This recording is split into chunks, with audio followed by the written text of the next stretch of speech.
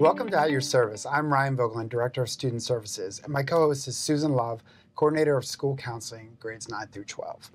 Today we will be talking with Shannon Pugh, Director of Community and School-Based Programming, about community schools and the Maryland's Blueprint for Progress.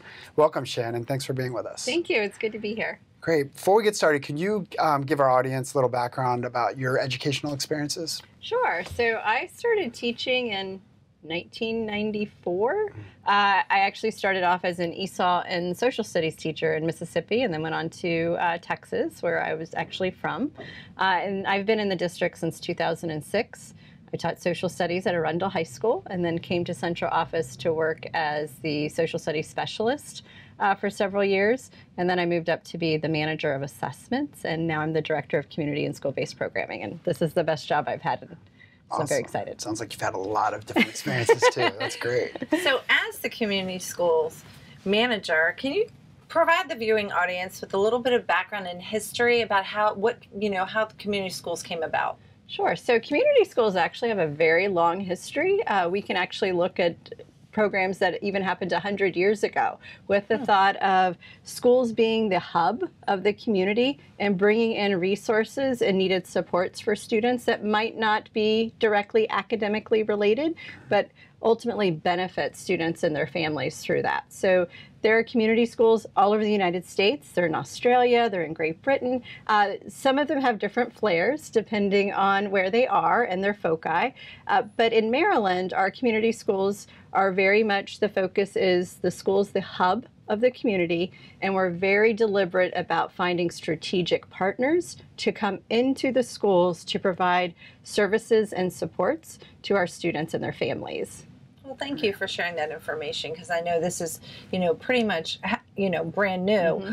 But, what is the blueprint for Maryland Future, and how does that connect with Maryland's or the community schools? So the Blueprint for Maryland's Future is the new way that we're doing school in Maryland. So the focus is both on how we're going to fund schools, but also how we structure schools in the future and in our different approach. One of the pieces of the blueprint was the creation of community schools in Maryland with state funding. And so we have state funding that supports community schools in districts. Not every district yet has a community school, but we are moving in that direction as a state because they know the power of the community school strategy and how that ultimately supports student academic success. And then once we have student academic success, moving on to successful lives in programming. What is the formula or what is the criteria for becoming a community school? So the community school program is funded by a grant through the state. And it's based upon the number of students who receive free and reduced price meals at the school. So there is a phased in process. And right now in the 22-23 school year, all schools that have a 3-year FARMS average of 65% or above qualify to be a community school and to receive that state grant funding. Great. And so when we talk about community schools, what would be the difference if my child went to a community school as opposed to my child not going to community schools? What are some of the differences that my child or the family might experience? So at a community school, so first of all of our schools do wonderful supports for our students. So we have to be very aware of that in Anne Arundel County. When we think about student services and everything, we have a lot of supports for our students. But if you're at a community school in Anne Arundel County, you're going to see a rollout of several years of a new strategy of how do we really think about the supports our students need outside the classroom as much as inside the classroom, and how are we looking at leveraging different partnerships. And so if your child goes to a community school, you might see different health agencies we might see different partnerships, maybe more parks and recs activities, maybe some organizations that offer great services and opportunities for students and parents coming in, maybe workforce development classes happening in the schools, community college classes. And so the school is going to look a little bit different as we roll that out, of really trying to bring in our families and communities to partner in a very strategic way to support our students. And you talk a little bit about how a school becomes a community school. And I just want to go off with something you just said. You talked about partnerships. And you described a couple of them. Can you tell us maybe just some examples of some partnerships that have happened with some of the schools that are already community schools? Yeah, great question. So in Annapolis, we had our earliest community schools. So they really pivoted during COVID, and they really worked on being a resource fair to families because it was really hard. Families couldn't come in for some of those opportunities. And so working in always with the Partnership for Children's, Youth, and Families has been a phenomenal partner, as well as the county government, but working with Anne Arundel County Food Bank, Feed Anne Arundel, Blessed Technology Industries, trying to think the other ones in Annapolis, Walk the Walk. So they worked with these different partners to bring resources that our families probably needed during COVID, and really built strong resource fairs. We also replicated those resource fairs in North County with a couple of different groups, and I don't want to leave anybody out, you know I'm going to, but I'm thinking about in North County Leading by Feeding and Food for Thought. So those partnerships really rose up to meet those immediate needs of families with resources, whether that's food or clothing or whatever they needed for those pieces. So that was, we think about definitely foundational stage one work, but now we're moving on to find other partners to deliver certain, bring in some of their services. I mentioned workforce development. We're working with them. Anne Arundel Community College. We're going to start a series of adult education classes in the next few weeks. So we're very excited about those pieces. Yep. So, you know, just can I ask a clarifying question, just because I know our viewing audience is typically parents, right?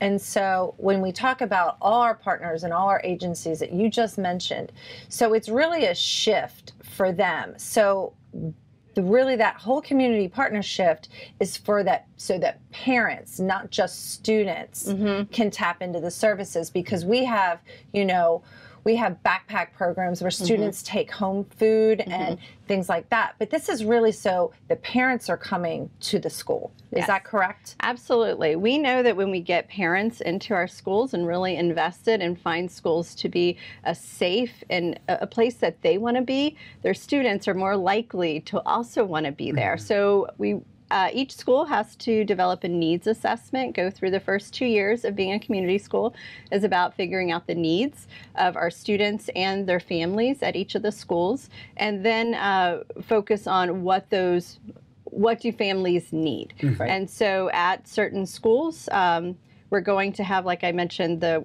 workforce development, Anne Arundel Community College. We have Parks and Recs coming in to do Zumba classes in some of our schools. Some of our schools have taken family excursions and experiences. A couple weeks ago, we had 2 schools take families to the African American History Museum in Washington, D.C., and then they had lunch by the Lincoln Memorial. But there was a family field trip, a family outing. We've had all types of other opportunities, paint nights. We've had ice skating. So really trying to get family members and parents really wanting to be in the school and taking them on field trips and having them have some great experiences. That's awesome to have that kind of like cohesion between that school and community partnerships. And then, you know, many times what I find out and what we find in student services is that parents aren't always familiar with all the resources and all the agencies that they could actually tap into. So this is a nice bridge because their kids go to school every day, and that really provides a stronger relationship between community, home, and school. That's what we're here for, right? Yep. So, and I love how you use the word bridge, because I think that's what we need to think about community schools. It's not that the school is creating all these new programs. Right. That's not the intent. The intent is for the school. Each school has a program manager, and so the intent is for that person to find, how do we bridge? How do we help our families connect with the right services that may be school related, or they may be in other agencies and organizations around the county who can then come in and support families. So it really is a bridge. I like that. And so you did mention the community school manager. And so with the community school rollout in this past year and in the future, what does every community school has a community school manager. Can you explain that role and that position so if parents are listening, they know how to tap into this particular person? Perfect. So part of the grant, the first 2 years of the grant requires that we spend the funding first and foremost on a community school program manager. So someone who's going to really develop the community school programming there. So that individual's job is to do very much what I just said of being that connector, but also to lead the needs assessment over the first year, that really in-depth, doing the focus groups with parents, doing surveys, really understanding the student population and what their needs and excitement and passions are. They have to lead advisory committees that include parents and healthcare professionals and counselors on that. And what's great is a lot of them also have a student or two on those committees, which is great. And so the program manager does that the first year and then works on an implementation plan. But it's really about that person getting to know the community, figuring out which resources are out there that best fit the needs of their school, because there are great agencies and organizations, but not every school is a perfect fit. And so it really is that program manager getting to know the community, getting to know their families, and then finding those perfect partners who can come in and really support the needs of the school. Oh, wow. Great. So it's like customized for that community in school. Yes. And it's based on that needs assessment, which is really important. And I think it was important that you talked about how the parents and the community are part of that needs assessment. It's not just the school determining what's best for the community, for the community school. It's all the stakeholders involved in that. Yeah. So great. So can you tell us which schools right now are community schools, and how long have they been community schools, and what does that look like for the future? Sure. So we started off with 2 community schools when we first rolled out the program, the opportunity, which was Tyler Heights and Mills Pearl. And then we have expanded that greatly. So this year we have 12 community schools, and in the 22-23 school year, we're going to have 15. And that will continue to expand. And so within the Annapolis area, I already mentioned Mills and Tyler, but we also have Eastport, Georgetown East, Annapolis, Germantown, Moss at J. Albert Adams Academy, and our new Annapolis school will be Phoenix Academy for next year. And then in the North County feeder, it is Belgrove, Hilltop, and Park Elementary Schools, with our new school being North Glen. And the Mead feeder, we have Maryland City and Van Voegtlin, and we are bringing on our first school in the Glen Burnie feeder, which is Woodside Elementary. Excellent, excellent. And that will be, which schools are coming on next year? So for next year, it is Phoenix, it is North Glen, and Woodside Elementary Schools. Excellent. Before we go to the break, can you briefly tell us about what you see as the differences in these schools as they become community schools? You talked about each one has a, the needs assessment determines. What have you seen as some of the differences that kind of stand out for different communities? So what we're really seeing right now, and we always have to preface that we're hopefully coming out of COVID. And so what's happened over the last year, our schools have gotten really creative, but those opportunities to bring in families in very different ways that might not have been available in other places. So what we see right now is really trying to focus on the family and the student programming. We have over 60 clubs running at community schools this year, and that's really exciting. Yeah. So look forward to talking about that a little bit more. Good, excellent. All right, so we're going to take a break right now, and when we come back, we will talk more with Shannon Pugh about community schools. You are watching AACPS TV. You're watching AACPS TV. You're watching AACPS TV. Welcome back to At Your Service. Shannon, thank you for continuing to join us today. And before the break, we were talking about some of the programming that goes on with community schools. Can you talk us through the considerations that schools think about when they're planning programming? Absolutely. So we talked a little bit about the needs assessment. And so what we ask schools to do with their committees is to think about 4 pillars. And so around the country, different community schools, some have 5, some have 6, all types. We do 4. So the first pillar is really about what we call 2+ generational supports. And so what type of wraparound services can we provide or get partners to come in and provide related to 2+ generations. So think about the parents, but also think about our children who are not yet in school. So we we have very intentional programming at some of our schools for our toddlers whose families aren't ours yet, but we want to get them into our school, loving our school. We have play times at some of our schools for those, interactive story time, bilingual story time at some of our schools, just bringing in parents with their toddlers to get used to that, and then the children leave with manipulatives and toys and literacy pieces and things like that. So that's one of the first pillars, is that 2+ generational support. The second pillar is social, emotional, and behavioral health. No better time probably to talk about the needs of social, emotional, and behavioral health than right now. But we know that if our students are not available for learning because of trauma or something else that's happening in their lives, or their parents are going through something very traumatic, that they're really not ready to sit in a classroom and be part of a engaging opportunity. So really trying to think about how can we support our students through social, emotional, and behavioral health.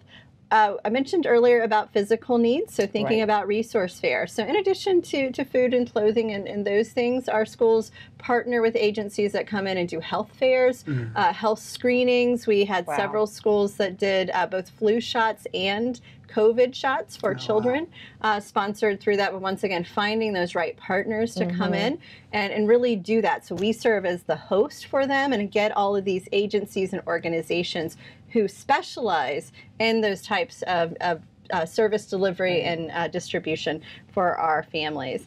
And then last but certainly not least is academic enrichment. And as we talk about needs at schools, the term academic enrichment, we always stop to talk about that, because in schools, we don't always talk about enrichment. We talk about intervention. We talk about how to help a child who's struggling in math. And the community school strategy, as they think about their programming, we think about what happens outside the classroom. So as educators, when a student is struggling in math, we normally try to think about what can we do in math class? How can we do math class differently? But through the community school strategy, the focus is, what can we do outside of school that's enriching, that then helps a student really grasp math or whatever the content area is? So that's where all of our clubs come into play. That's where we're very deliberate about some of our field trips and experiences, because if kids are out and they're doing things that have to do with even board games, or they're visiting museums, or they're doing something robotics, or that then helps them. So then when they go back to math class, we've enriched them, and now they're ready to receive whatever instruction that they need for math if they were struggling in the first place. That's great. So it sounds like a lot of those enrichment experiences are also real life experiences that allow them to even be more connected with school. Yep, absolutely. Great. I had a follow up to that with the, with all those 4 areas that they consider. Obviously, that's a lot of information for teaching staff. So, and I'm not sure if teachers get all that kind of training when they go through their teaching program. So what kind of training opportunities do teachers get who work in community schools to support students, with all the different things that are going on? So one of the requirements in the blueprint, which I'm sure you'll appreciate, is our teachers in our community schools actually receive more training and more professional development about trauma-informed teaching and the social, emotional, and behavioral needs that students have. So they understand how to intervene, how to support, how do we structure learning a little differently for some students who might be going through some very traumatic things that are impacting their ability to be good learners. Excellent. That's great. And then one other follow-up was with the extracurricular and club opportunities. What have you seen with the impact on those experiences of students, in your time with working with community schools? So our students are absolutely ready to be back to have great opportunities, is what we have seen. I mentioned before we have over 60 clubs running in one of our schools, all but, I'm going to get the number exactly wrong, but they have almost 200 students, and only 20 students have not participated in some type of club or activity, and those seem to be pre-K students who are probably ready to go home at the end of the day.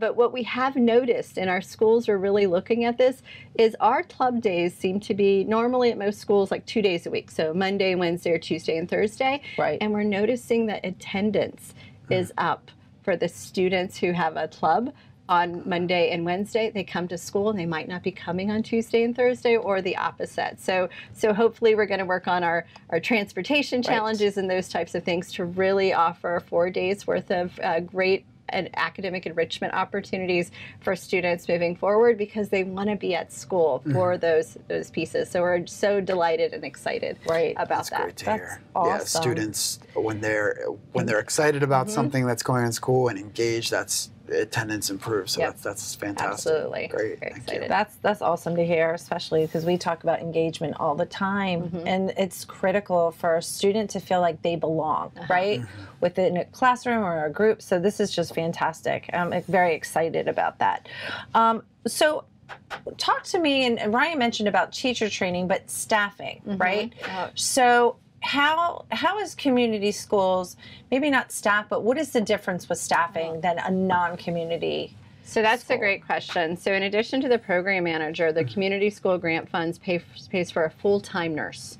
And so instead of the half-time nurse at most of our elementary schools especially, they have a full-time nurse, which has been great, especially during COVID, for those opportunities. But in year 3 and 4 of a community school program, they start receiving a little bit more money based upon the number of students in their school. So we're really leveraging that for supports. We're going to hire a full-time social worker at most of our year 3 or 4 year schools. We're hiring a couple of counselors, being able to turn some of our psychology positions into full-time psychology positions. Also some of the behavioral supports that we've talked about. The grant allows us to hire people who are trained in restorative practices. So we are working with some behavioral TAs and training them in restorative practices. So we have some calm down people in the building who can help our students who might be struggling. And we're also working with adding more positions that would support our bilingual or non-English speaking families. So we're looking at that. We're still fleshing that piece out. So very exciting in our community school world next year of adding some really great student services to the team that already exists at the schools to really, really support our students. Excellent.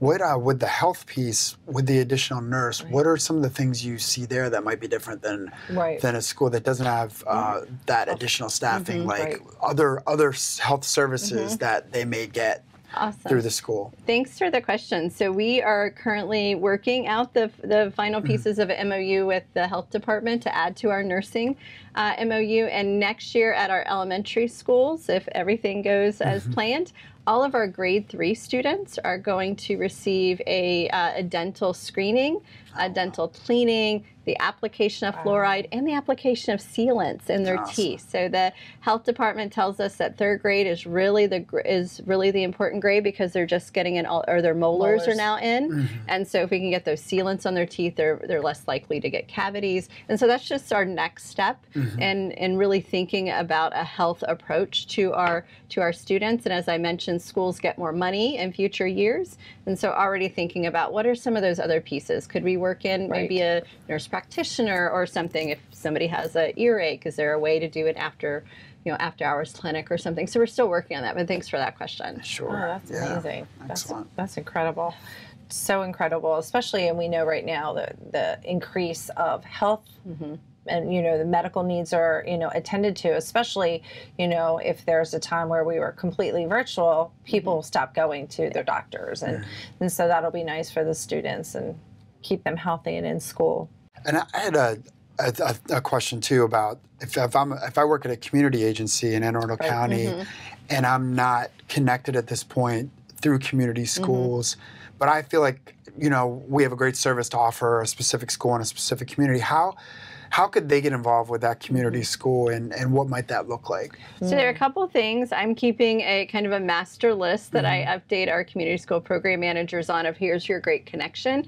In many cases, we're having meetings with those people to understand what the offerings that, whether it's a government agency or an organization, to really understand what they have to offer, and then letting our program managers know. So you can go directly to the school to ask for that connection, but we'd really like to first have it appear so all of our program managers know about the opportunity and the resources that are out there, and we can keep building that list of supports that our schools can reach out to for that very deliberate partnership. You mentioned our medical partnerships with the nurses and then with the dental. What are some other, initiatives that when you think about, dental care is one, having the nurse for, whether it's a vaccine clinic, what are some other things that you think are going to be held this current year or even next year? What do you envision? So we were we conducted a survey of families last spring, and we will continue it this year as kind of a district-wide for community schools. And we asked families what were their needs in different areas, with health being one of them. And really interesting, a lot of parents and families were interested in physical activity. So some of the, the Zumba classes or whatever that has to do for themselves. And we have one school that's actually about to start a Zumba class with parents and teachers. They're taking the class together, which I think is just an awesome opportunity. But other things that that parents let us know about were needs such as how do I, some information on living with diabetes and some stop smoking and weight loss pieces. So they actually listed out some of the needs that they have, and we are working with, like I said, community partners, whether it be Parks and Recs, but also reaching out and trying to form some partnerships with some medical organizations or entities in the community, because they already have those programs. So this is not for us to create the program about living with diabetes. We need to find the partners that have them, the bridge, and to bring them in. So we're very excited about those pieces. We also have the opportunity to help students if they need glasses and things like that. So through the health department, we screen all of our students for vision and grade 1. And if they have a challenge with paying for the glasses, we do give them a voucher. But it appears that first and second grade students break their glasses and they lose their glasses. And so some families aren't able to then help with that. So we are also able to work with some partners in different businesses, to be honest, to get them their second pair of replacement glasses. Great.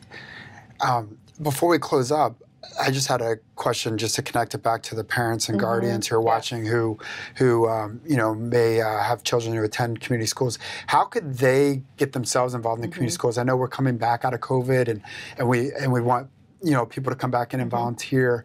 What would that look like, and how can they provide that support? Because as you've said, it's all about all stakeholders. Yeah. So as we're coming out of COVID, different schools have different pieces of getting individuals back into their school. So it really is reaching out to the school and asking about the communication. So all the schools have some type of newsletter or some type of blast they're sending out of upcoming events. This also might be a great opportunity for you to ask to be on that steering committee at the school that really is about looking at the data and coming up with the programming and thinking about those partnerships and bridges to various agencies. So I would have them reach out to the program manager about those opportunities. Well, thank you, Shannon, for joining us today. We truly appreciate it. And thank you for joining us on At Your Service. See you next time.